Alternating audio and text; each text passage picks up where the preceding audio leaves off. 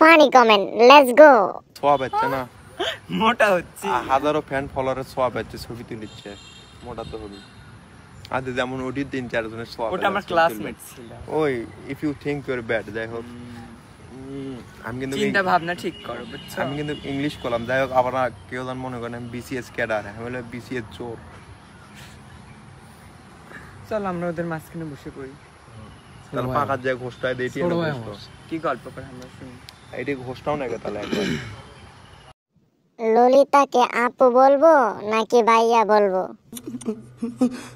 ভাই, আমার সাদা মনে কোনো কাদা নাই, কিন্তু একটা প্রশ্ন আছে, আমি জানতে চাই ওটা ভেডা নাকি ভেডি? জানি না।